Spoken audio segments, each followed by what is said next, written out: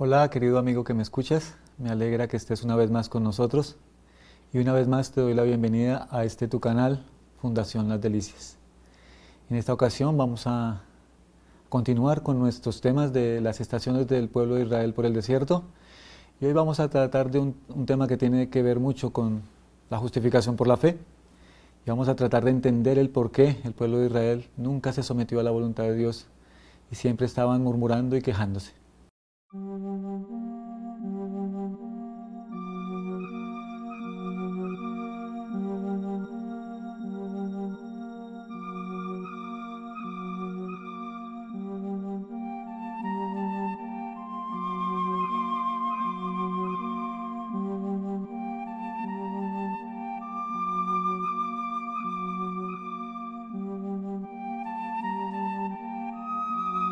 Bien, para iniciar nuestro estudio vamos a usar una cita de la hermana White del libro Patriarcas y Profetas, página 254 y párrafo 1. Y nos dice: en vez de seguir la ruta directa hacia Canaán, que pasaba por el país de los filisteos, el Señor los dirigió hacia el sur, hacia las orillas del Mar Rojo, para que no se arrepienta el pueblo cuando vea la guerra y regrese a Egipto. Si hubieran tratado de pasar por Filistea, habrían encontrado oposición, pues los filisteos, considerándolos como esclavos que huían de sus amos, no habrían vacilado en hacerles la guerra. Los israelitas no estaban preparados para un encuentro con aquel pueblo fuerte y belicoso. Bueno, vamos a mirar el mapa que vimos en el estudio anterior. Ahí podemos ver la ruta. Si tú notas, cuando ellos salen de Ramsés, llegan a Sucot y en línea recta podrían llegar a Etán. Ese es el camino que creemos usó el pueblo de Israel. Pero si nosotros entendemos, lo que está diciendo la cita es que en vez de seguir derecho, porque hubieran podido seguir derecho, no tendrían que haber cruzado el mar, hubieran podido seguir en línea recta, pero al pasar por esa línea recta, en ese lugar se encontraba el pueblo de los filisteos. Ahora, quien estaba guiando era la columna de nube. El que estaba al frente era Jesús mismo. Entonces, cuando salieron de Etán y se levantó la nube y cogió hacia el sur y no tomó la ruta derecha para la tierra prometida, el pueblo se desanimó y el pueblo se quejó. Y en realidad tú vas a estudiar, vas a leer que ellos siempre estaban murmurando, ellos siempre estaban quejándose, porque sencillamente esperaban llegar rápido a su destino. Ellos se les había hablado de una tierra que fluye leche y miel y querían llegar, estaban ansiosos por llegar a ese lugar, no les gustaba para nada las penalidades y las penurias que tenían que atravesar en el desierto. Entonces su gran deseo era llegar pronto a la tierra prometida. Entonces, desde el momento en que la nube se levantaba y cogía hacia una dirección que ellos sabían que no era la ruta directa, ellos ya sus corazones y sus espíritus se insubordinaban y había rebeldía en ellos y simplemente la expresaban cuando veían cualquier dificultad. Vamos a leer una cita del libro Fe y Obras para que podamos entrar en materia en el tema que quisiera que tratáramos en esta ocasión. Dice: quede este punto completamente aclarado en cada mente. Si aceptamos a Cristo como nuestro Redentor, debemos aceptarlo como nuestro soberano. No podemos tener la seguridad y perfecta confianza en Cristo como nuestro Salvador hasta que lo reconozcamos como nuestro Rey y seamos obedientes a sus mandamientos. Así demostramos nuestra lealtad a Dios. Bueno, la cita está diciendo que no basta con aceptar a Cristo como nuestro Salvador personal. Él debe ser amo y Señor de nuestras vidas. Debemos aceptarlo también como nuestro Rey. Y eso implica obediencia, eso implica someter nuestra voluntad a la voluntad divina, eso implica aceptar que Él es el que da las órdenes, que Él es el que está al frente, que Él es el que guía, que como en el caso del pueblo de Israel, la nube se dirige hacia donde Él dice y no hacia donde nosotros creemos que debe ser. Y ese fue el problema del pueblo de Israel. Ellos no entendían que tenían un Dios omnisapiente, que entendía todo, que lo comprendía todo, que conocía el fin desde el principio y que quería evitarle muchos problemas. Entonces vamos a ponerle un título a este tema, y es ¿tu voluntad, mi rey, o la mía? Y en el libro de Romanos, la carta del apóstol Pablo a los romanos, encontramos en el capítulo 12, en los versos 1 y 2, una declaración que es muy importante. Dice: así que, hermanos, os ruego por las misericordias de Dios, que presentéis vuestros cuerpos en sacrificio vivo, santo, agradable a Dios, que es vuestro culto racional. Y el versículo 2 dice, no os conforméis a este siglo, sino transformaos por medio de la renovación de vuestro entendimiento. Ahora, ¿y para qué dice que debemos ser transformados? ¿Para qué dice que debemos renovar nuestro entendimiento a cada paso? Bueno, aquí dice, para que comprobéis cuál sea la buena voluntad de Dios, agradable y perfecta. Nuestra mente debe ser transformada, nuestra mente debe ser renovada cada día, ¿sí? Y la razón por la que debe ser renovada es para que nosotros podamos entender día tras día cuál es la voluntad de Dios para cada uno de nosotros. Porque finalmente es un tema que permea toda la palabra de Dios y lo vamos a estudiar. Vamos a analizar esta imagen. Hay un cordero y hay un cabrito. La verdad, juntos animales son hermosos. Y así en su estado de pequeñitos, de unos meses de nacidos, son realmente preciosos. Pero hay una diferencia entre estos dos animales. Y cuando leemos el capítulo 25 del libro de Mateo, nos vamos a dar cuenta que cuando el rey venga en las nubes de los cielos, va a hacer una distinción entre estas dos especies. Dirá a los corderos a la derecha y dirá a los cabritos a la izquierda. Y a los corderos les dirá, venid benditos de mi Padre, heredad del cielo preparado para vosotros desde la fundación del mundo. ¿Cuál es la diferencia entre estos dos animales? Bueno, tenemos que comprender que el cordero es un animal dócil, es un animal que es manso, que obedece a la voz de su pastor cuando se le entrena. El cabrito, a diferencia, es un animal que no obedece órdenes, es muy dañino, todo lo estropea, todo lo daña, y por lo general hay que mantenerlo amarrado, ¿verdad? Entonces su naturaleza es totalmente diferente. El cordero escucha la voz del pastor, obedece, es manso, es tranquilo, y el cabrito no le gusta obedecer órdenes, siempre está haciendo lo que a él le parece. Creo que esa distinción nos puede dar una idea clara del por qué los corderos van a estar a su derecha y los cabritos van a estar a su izquierda. Bueno, vamos a mirar algunas citas que nos van a dar a entender la importancia que tiene este tema de la voluntad. Y vamos a responder algunas preguntas con ella. La primera es, ¿quién entrará en el reino de los cielos? Bueno, la Biblia dice en el capítulo 7 del libro de Mateo, en el versículo 21, no todo el que me dice Señor, Señor entrará en el reino de los cielos, sino el que hace la voluntad de mi Padre que está en los cielos. ¿Quiénes entrarán al reino de los cielos? Solo los que aprenden a hacer la voluntad de Dios. Esa es una condición que no se puede cambiar. ¿A quiénes les es dado comprender las Sagradas Escrituras? ¿Todo el mundo entiende la Biblia? No, querido amigo. En el libro de Juan, en el Evangelio según San Juan, en el capítulo 7 y en el versículo 17 nos dice, el que quiera hacer la voluntad de Dios, conocerá si la doctrina es de Dios o si yo hablo por mi propia cuenta. ¿Quiénes van a conocer si la doctrina es de Dios? Solo los que estudian la palabra de Dios con un deseo sincero de conocer la voluntad de Dios. Quieren conocer qué pide el rey, para ellos simplemente y sencillamente obedecer. ¿A quiénes llama Dios necios e insensatos? Bueno, en la carta a los Efesios, en el capítulo 5, los versos 15 al 17 nos dice a quienes Dios llama necios e insensatos. Mirad pues con diligencia cómo andéis, no como necios, sino como sabios, aprovechando bien el tiempo, porque los días son malos. Por tanto, no seáis insensatos, sino entendidos de cuál sea la voluntad del Señor. Bueno, parece que es insensato no saber y no entender y no preocuparme por comprender cuál es la voluntad de Dios. ¿Quiénes obtendrán la promesa y finalmente el grande galardón? Hebreos 10, 35 al 36 nos dice, no perdáis pues vuestra confianza que tiene grande galardón, porque os es necesaria la paciencia, para que habiendo hecho la voluntad de Dios, obtengáis la promesa. ¿Quiénes se deleitarán en Jehová? ¿Quién cabalgará sobre las alturas de los cielos? Bueno, esta cita es muy conocida, Isaías 58, 13 y 14.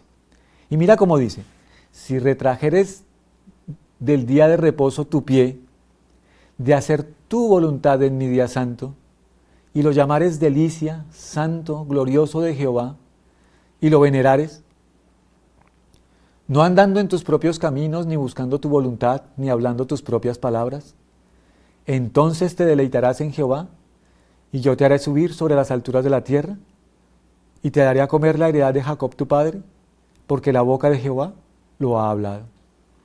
Entonces, ¿quiénes van a cabalgar sobre las alturas de los cielos?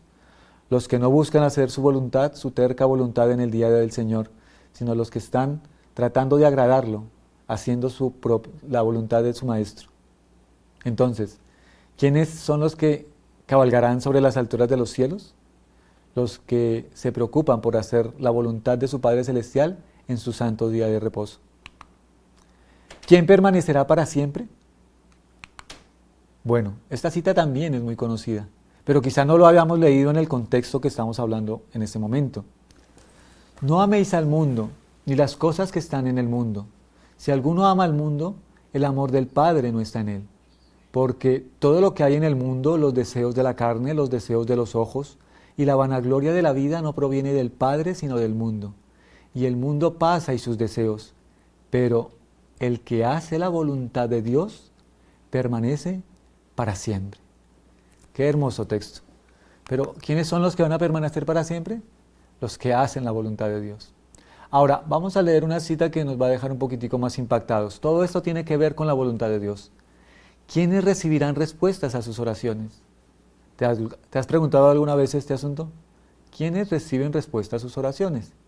Algunos me dijeron en alguna oportunidad, los que son sinceros. Bueno, la sinceridad ciertamente es de valor para Dios. Pero mira lo que dice 1 de Juan 5:14. Y esta es la confianza que tenemos en Él, que si pedimos alguna cosa conforme a su voluntad, Él nos oye. Y esta es la confianza que tenemos en Él, que si pedimos alguna cosa conforme a su voluntad, Él nos oye. Entonces, la respuesta a nuestras oraciones depende de que pidamos cosas que estén conforme a la voluntad de Dios. Y seguramente vamos a obtener las respuestas de Dios. Bueno, ahora voy a leer dos citas. Hemos leído la Biblia. Son textos bíblicos los que acabamos de leer que tienen que ver con el asunto de la voluntad y cómo permea este asunto toda la Biblia. Y ahora voy a leer solo dos citas del Espíritu de Profecía que quizás para mí son las más claras. En Conducción del Niño, página 61, párrafo 3, nos dice: la comprensión de la voluntad de Dios debe convertirse en el tema de la obra de toda nuestra vida. Comprender cuál es la voluntad de Dios en todas las áreas de nuestra vida. Entender qué pide el Señor, qué quiere, cómo quiere que me vista, cómo quiere que coma, en dónde quiere que me eduque, cómo quiere que eduque a mis hijos, cómo quiere que guíe mi hogar. Cada una de esas cosas debemos entender que es menester no hacerlas a nuestra manera, sino que tenemos que buscar cuál es la voluntad de Dios para cumplir sus órdenes. Y la segunda cita también la encontramos en este mismo libro, Conducción del Niño, página 73, párrafo 4, y dice: la voluntad de Dios es la ley del cielo. Y no sé si lo entendamos, porque en realidad todos nosotros queremos ir al cielo. Pero quiero decirte algo, amigo que me escuchas: en el cielo nadie pone en tela de juicio la voz del Rey. Todos escuchan. La voluntad de Dios allá es ley. Y si nosotros no aprendemos a obedecer la voluntad de Dios, a hacer la voluntad de Dios en esta tierra, pues sencillamente, muy posiblemente, no vamos a estar en el reino de los cielos. Esta cita de Testimonios para los Ministros es muy diciente, muy fuerte, pero está escrito y necesitamos comprenderlo. ¿Qué engaño mayor puede confundir la mente humana que aquel en virtud del cual los individuos se jactan de que tienen la verdad, que se hayan afirmado sobre el único fundamento seguro y que Dios acepta sus obras porque están activamente empeñados en algún trabajo en la causa de Dios, cuando en realidad están pecando contra Él, pues andan en forma contraria a la voluntad expresa de Dios? ¿Qué nos está diciendo esta cita? Lo que en realidad nos está diciendo es que no hay un engaño mayor que el pensar y creer que estamos haciendo la voluntad de Dios porque estamos trabajando en su causa, cuando en realidad todo lo que hacemos lo hacemos en contra de su voluntad. Estamos pecando contra Él. En realidad no hay un engaño mayor. Y eso necesitamos comprenderlo.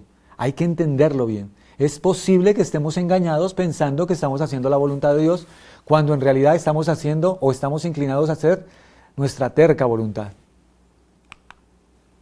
La razón por la cual muchos en este siglo no realizan mayores progresos en la vida espiritual es porque interpretan que la voluntad de Dios es precisamente lo que ellos desean hacer. Mientras siguen sus propios deseos, se hacen la ilusión de que están conformándose a la voluntad de Dios. Los tales no tienen conflictos consigo mismos. Tú sabes, en mi experiencia, yo tengo 24 años de ser adventista del séptimo día. ¿Y sabes cuántas veces he escuchado decir: Dios me mostró, Dios me habló, la voluntad de Dios es esta? Cuando en mi mente viene el pensamiento, pero si es contrario a lo que Dios ha dicho. Pues eso es lo que está diciendo ahí. Muchos piensan que lo que ellos desean hacer, esa es la voluntad de Dios, pero no se preocupan por investigar, no se preocupan por conocer realmente cuál es la voluntad de Dios. A pesar de las órdenes más positivas de Dios, los hombres y las mujeres seguirán las propias inclinaciones y luego se atreverán a orar sobre el asunto para convencer a Dios de que consienta permitirles en ir en contra de su expresa voluntad. El Señor no se agrada de tales oraciones. Satanás viene junto a esas personas como lo hizo con Eva en el Edén y causa una impresión en ellas mediante un ejercicio mental al que describen como la experiencia más maravillosa que el Señor les ha dado. Satanás viene junto a esas personas como lo hizo con Eva en el Edén y causa una impresión en ellas mediante un ejercicio mental al cual describen como la experiencia más maravillosa que el Señor les ha dado. Entonces, ¿qué es lo que está diciendo? Está diciendo que muchos de nosotros nos arrodillamos a pedirle a Dios algo que ya sabemos que está en contra de su expresa voluntad. Entonces estamos tratando de convencer a Dios de que cambie su forma de pensar. Bueno, viene a mi mente una historia, la historia de Balaán. Balaán hizo cambiar de opinión a Dios. En su primera visita a los reyes de Moab, cuando Balac los envió a mandar llamar a Balaán para que fuera a maldecir al pueblo de Israel, Balaán les dijo, espérenme en un momento, voy a ir a preguntarle a Dios a ver qué me dice. Y cuando regresó, llegó con la respuesta en sus labios. Váyanse de acá porque el Señor no me quiere dejar ir con ustedes. Bueno, ese no me quiere dejar ir con ustedes indica que yo quiero ir, pero el Señor no me deja ir. Pero Balac mandó siervos más encumbrados, con más tesoros, para decirle a Balaán que por favor viniese a maldecir ese pueblo. Y Balaán les dice a ellos, esperen un poco, voy a ir a preguntarle a Dios. ¿Necesitaba Balaán de preguntarle de nuevo a Dios? No, querido amigo, Dios ya había dado una respuesta, Él ya había expresado su voluntad. Pero Balaán fue y oró. Y Dios le dijo a Balaán, ve, haz como tú quieres. Bueno, es algo increíble. Y muchas veces nosotros hacemos que Dios cambie de opinión, no porque Él haya cambiado su voluntad, no porque lo que salió de sus labios haya cambiado, sino porque Él quiere enseñarnos lecciones, para que aprendamos a aceptar su voluntad sin discutir. ¿Cómo podemos conocer con exactitud cuál es la voluntad de Dios? ¿En dónde encontramos la voluntad de Dios expresa y clara? Eso es muy sencillo. En San Juan 5:39 nos dice, escudriñad las Escrituras porque a vosotros os parece que en ellas tenéis la vida eterna. Escudriñad las Escrituras. ¿En dónde encontramos la voluntad de Dios? En la palabra de Dios. Y Isaías nos dice, a la ley y al testimonio. Y si no dijeren conforme a esto, es porque no les ha amanecido. Bueno, a la palabra de Dios le podemos anexar el testimonio fiel del testigo. Bueno, a la palabra de Dios también le podemos anexar el espíritu de profecía, el testimonio del testigo fiel. Esa es la palabra de Dios. Y en estas dos fuentes podemos encontrar claramente expresada su voluntad sin necesidad de titubear o pensar si es correcto o no lo que estamos leyendo. Esa es la palabra de Dios, esa es la voluntad de Dios y a nosotros solamente nos queda seguirla. En la Biblia encontramos los únicos principios seguros de acción. Es la transcripción de la voluntad de Dios, la expresión de la sabiduría divina. Dios ha hecho conocer su voluntad y es insensato para el hombre poner en tela de juicio lo que han proferido sus labios. Y es verdad, es insensato poner en tela de juicio lo que Dios ya ha hablado. Eso es algo que no deberíamos hacer porque vamos a pagar las consecuencias. Naturalmente estamos inclinados a seguir nuestra propia voluntad. Nuestra naturaleza pecaminosa nos lleva a eso. De manera natural nos inclinamos a hacer lo que nos parece, lo que nosotros creemos que es correcto. Mejor aún, lo que a nosotros nos gusta. Ahora vamos a entrar en la parte central del estudio. La fuerza del carácter consiste en dos cosas: la fuerza de voluntad y el dominio propio. La fuerza de voluntad y el dominio propio. Eso es lo que constituye la fuerza de carácter. Vamos a hacernos cargo en este momento de lo que dice la fuerza de voluntad. Y vamos a leer este pensamiento que quizá es una de las citas más claras del Espíritu de Profecía. La encontramos en el Camino a Cristo, en el capítulo 5, en el capítulo que se titula La Consagración. Y mira cómo dice ahí: Muchos dicen, ¿cómo me entregaré a Dios? ¿Deseáis hacer su voluntad, mas sois moralmente débiles, esclavos de la duda y dominados por los hábitos de vuestra vida de pecado? ¿Vuestras promesas y resoluciones son tan frágiles como telarañas? ¿No podéis gobernar vuestros pensamientos, impulsos y afectos? Lo que debéis entender es la verdadera fuerza de la voluntad. Bueno, si el texto nos está hablando de la verdadera fuerza de la voluntad, quiere decir que debe haber una falsa fuerza de voluntad. Bueno, eso es lo que vamos a tratar de descubrir. Esta es el poder gobernante en la naturaleza del hombre, la facultad de decidir o escoger. Todo depende de la correcta acción de la voluntad. Dios dio a los hombres el poder de elegir. A ellos les toca ejercerlo. No podéis cambiar vuestro corazón ni dar por vosotros mismos sus afectos a Dios, pero podéis escoger servirle. Podéis darle vuestra voluntad para que Él obre en vosotros tanto el querer como el hacer según su voluntad. De ese modo, vuestra naturaleza entera estará bajo el dominio del Espíritu de Cristo. Vuestros afectos se concentrarán en Él y vuestros pensamientos se pondrán en armonía con Él. A primera vista, mientras leemos superficialmente esa cita, podríamos decir, parece ser que esa cita tiene la clave para llegar a ser cristianos victoriosos. Pues quiero decirte que es así. Solo que necesitamos entenderla. Y eso es lo que vamos a hacer en nuestro siguiente segmento. A primera vista, esta cita parece dar el secreto para llegar a ser cristianos victoriosos. Y yo lo creo así, solo que necesitamos entenderla. Y eso es lo que vamos a hacer ahora. Vamos a tratar de desmenuzarla para comprender cómo es que voy a llegar al punto de entregarle mi voluntad a Dios. Bueno, lo primero que tenemos que entender es que ahí dice que Dios le dio al hombre la facultad de escoger, de elegir. Eso no se le ha quitado al ser humano. Y quiero decirte que toda la Biblia está permeada con este asunto. En todos los libros de la Biblia tú vas a encontrar a los profetas de Dios hablándole al pueblo y diciéndole escojan. Vamos a poner un par de ejemplos. En el libro de Deuteronomio, en el capítulo 30, de los versículos 15 en adelante, Moisés entrega su discurso y cuando termina su discurso les dice: a los cielos y a la tierra llamo hoy por testigos contra vosotros, de que os he puesto la vida y la muerte, la bendición y la maldición. Escoge pues la vida para que vivas tú y tus hijos y tus nietos.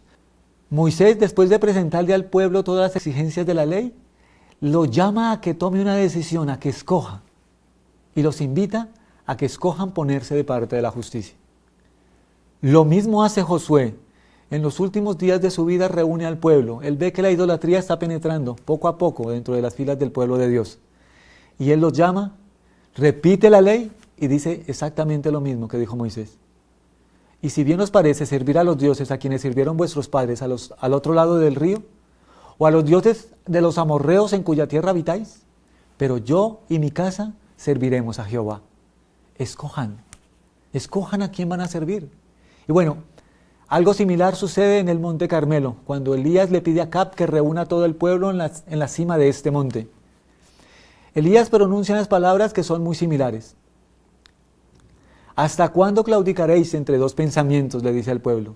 Si Jehová es Dios, seguidle. Y si Baal, id en pos de él. Escojan. Eso era lo que tenía que hacer el pueblo. Escoger. ¿Solo necesitamos escoger? Bueno, sigamos mirando cómo funciona el asunto. Hay una falsa fuerza de la voluntad. Y antes de entender cómo funciona el asunto de escoger, vamos a mirar cuál es la falsa fuerza de la voluntad. En el libro del Éxodo, en el capítulo 19, en el versículo 8, después de que Dios ha proferido la ley con sus propios labios, el pueblo levanta su mano y dice: haremos todo lo que Jehová ha dicho. O sea, el pueblo se compromete, le hace una promesa a Dios.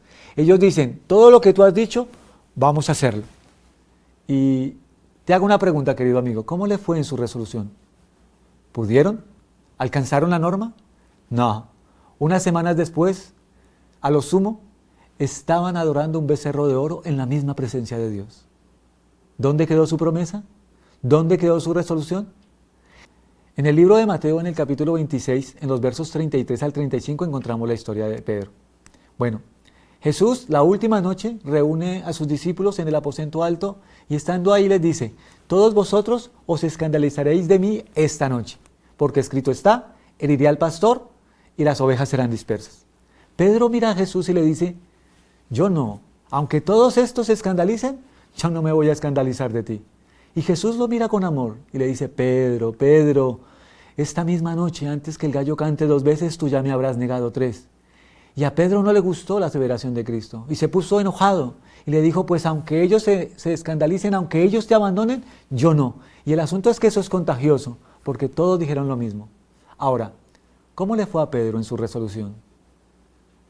¿Entendió Pedro la lección? ¿Fracasó? Sí, querido amigo, él fracasó. Porque cuando nosotros usamos la falsa fuerza de voluntad, es querer hacer las cosas con nuestra propia fuerza, es querer tomar decisiones y prometerle a Dios cosas que no estamos en la capacidad de obedecer, pues siempre la respuesta va a ser la misma, o siempre el resultado va a ser el mismo: fracaso total. Fracasó el pueblo de Dios en el Sinaí, fracasó Pedro en su resolución de no negar a su maestro. Entonces necesitamos entender cuál es la verdadera fuerza de la voluntad. Bueno, en el deseado de todas las gentes, en la página 622, en el párrafo 1, hay una declaración que nos puede ayudar a entender el asunto.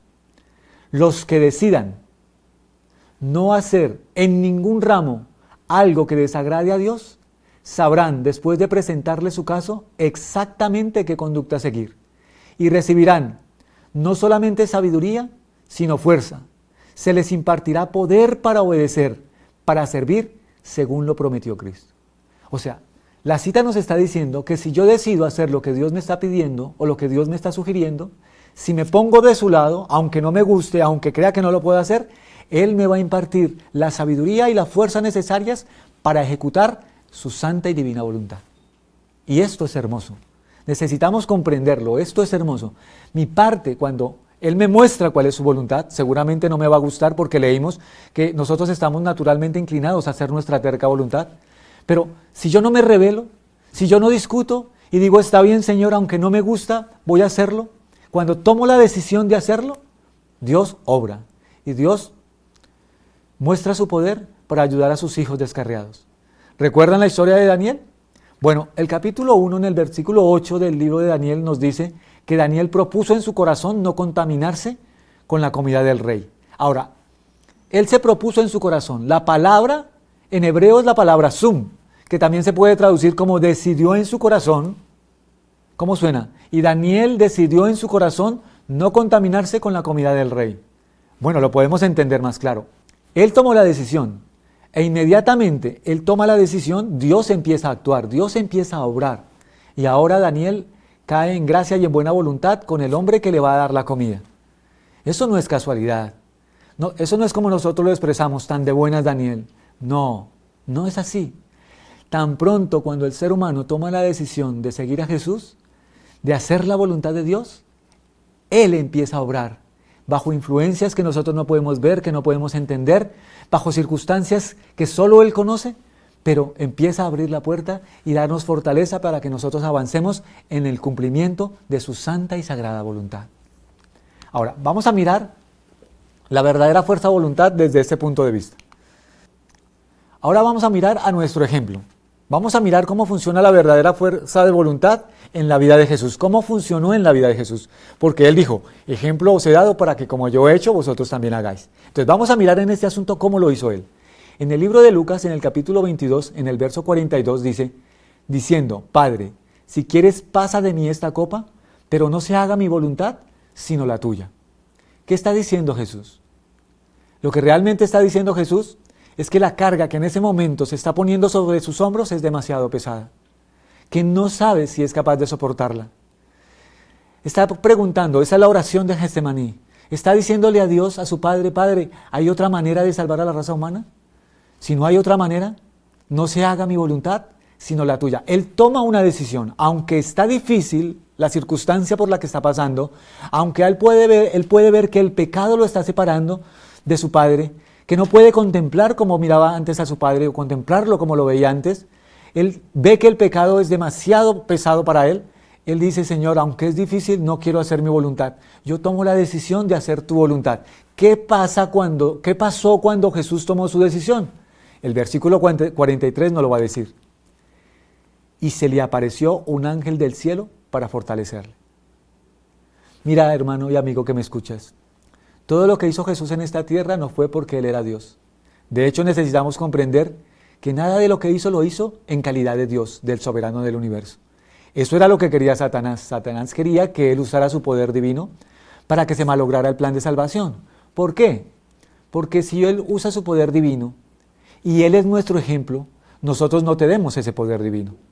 Entonces, podríamos decir o podríamos tener excusa para nuestros fracasos. Por eso, Jesús no usó su poder divino. Él dependió de su Padre en cada ámbito de su vida, en cada instante de su vida. Todo lo que hacía lo hacía por el poder de su Padre. Y nosotros también podemos hacerlo si nos unimos al poder que Cristo nos está ofreciendo. Esto es hermoso. Entender que cuando tomamos la decisión de seguir su voluntad, Él nos va a fortalecer. Él va a enviar su ángel para fortalecernos. Y ese es el secreto de la victoria en Cristo. Ese es el secreto para que sometamos nuestra voluntad finalmente a Él. Porque muchas veces no le sometemos nuestra voluntad porque hemos fracasado y hemos fracasado haciendo promesas que nunca hemos podido cumplir. Yo te invito a que dejemos de hacer promesas y que nos aferremos al poder que Cristo nos está ofreciendo y que decidamos hacer lo que Él nos pide, que Él nos va a ayudar a hacerlo.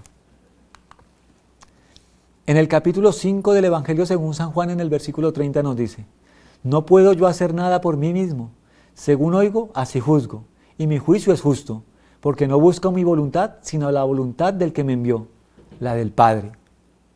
Él no hacía nada por sí mismo, Él todo lo hacía con la sabiduría y el poder que el Padre le daba. En el versículo 38 del capítulo 6 dice: porque he descendido del cielo no para hacer mi voluntad, sino la voluntad del que me envió. Y si lo ponemos en nuestro contexto, en nuestra experiencia, necesitamos comprender que así como Él dijo que Él había venido a esta tierra a hacer la voluntad del Padre, nosotros hemos sido llamados a hacer la voluntad de Jesús en esta tierra. Si le hemos aceptado como nuestro Salvador personal y como nuestro Rey y Señor, es menester que cumplamos la voluntad del Rey. Tan completamente había anonadado Cristo al yo que no hacía planes por sí mismo. Aceptaba los planes de Dios para Él y día tras día el Padre se los revelaba. De tal manera debemos depender de Dios que nuestra vida sea el simple desarrollo de su voluntad. Cada cual tendrá que sostener un violento combate para triunfar del pecado en su propio corazón. Quien quiera que entre en la ciudad de Dios por las puertas de perla, entrará como un vencedor, y su victoria más grande será la que ha obtenido sobre sí mismo. Así es, querido amigo. Esa es la batalla más grande que se pueda reñir en este mundo. La batalla contra nosotros mismos, de entregarle nuestra voluntad, nuestra terca voluntad a Dios, para que Él la guíe, para que Él la ordene. Temed que vuestra voluntad no sea mantenida sujeta a la de Cristo, que nuestros rasgos de carácter hereditarios y cultivados rijan vuestra vida. Temed que el yo se interponga entre vuestra alma y el gran artífice. Temed que la voluntad propia malogre el elevado propósito que Dios desea alcanzar mediante vosotros. Temed confiar en vuestra propia fuerza. Temed retirar vuestra mano de la mano de Cristo e intentar recorrer el camino de la vida sin su presencia constante. Si hay algo a lo que debemos temer en esta vida, es a querer o a hacer nuestra terca voluntad por encima de la voluntad de Dios. A no agarrarnos de esa mano y no soltarla para que Él nos guíe por el camino de la vida según y conforme Él crea que es conveniente. Ahora, esta cita es la definición del nuevo nacimiento que nos da la pluma inspirada, el espíritu de profecía. Y esta cita nos dice también que debemos renunciar a nuestra propia voluntad. Leamos: cuando renuncies a tu voluntad propia, a tu sabiduría propia, y aprendas de Cristo, hallarás admisión en el reino de Dios. Él requiere una entrega entera y sin reservas. Entrégale tu vida para que Él la ordene, modele y disponga. Toma su yugo sobre tu cuello. Sométete para ser guiado y enseñado por Él. Y aprende que a menos que seas como un niñito, nunca podrás entrar en el reino de los cielos. Muchos se perderán esperando y deseando ser cristianos. No llegan al punto de dar su voluntad a Dios. No deciden ser cristianos ahora. O sea que esta cita nos está diciendo que ser cristiano, realmente un cristiano convertido, realmente un cristiano nacido de nuevo, es llegar al punto de darle la voluntad a Dios. Que Él guíe y ordene nuestra vida. Qué hermoso. Isaías 30:15 nos dice: porque así dijo Jehová, el Señor, el Santo de Israel: en la conversión y en el reposo seréis salvos, en la quietud y en confianza estará vuestra fortaleza. Pero no quisisteis. Y tenemos que llegar a una conclusión, querido amigo. La falsa fuerza de la voluntad tiene que ver con el querer hacer yo las cosas con mi propia fuerza. Y eso es fracaso total. La verdadera fuerza de la voluntad tiene que ver con decidir hacer lo que Él me pide. Cuando yo tome esa decisión, Él enviará a su ángel para fortalecerme. Arreglará las circunstancias. Él hará lo que sea necesario para que yo salga victorioso. Porque en mi victoria, Él será honrado y Él será glorificado. Y en el Salmo 143:10 nos dice: enséñame a hacer tu voluntad, porque tú eres mi Dios. Tu buen espíritu me guíe a tierra de rectitud. Querido amigo que me escuchas, hoy hemos aprendido una lección muy importante en nuestras vidas. No vamos a llegar a ser verdaderos cristianos mientras no sometamos nuestra voluntad a Dios. Vamos a hacer una oración. Amado Dios y Padre, te doy gracias por tu palabra, gracias por tus enseñanzas. Quiero pedirte que tú nos acompañes en este estudio y que tu Santo Espíritu nos guíe. En el nombre de Jesús, amén.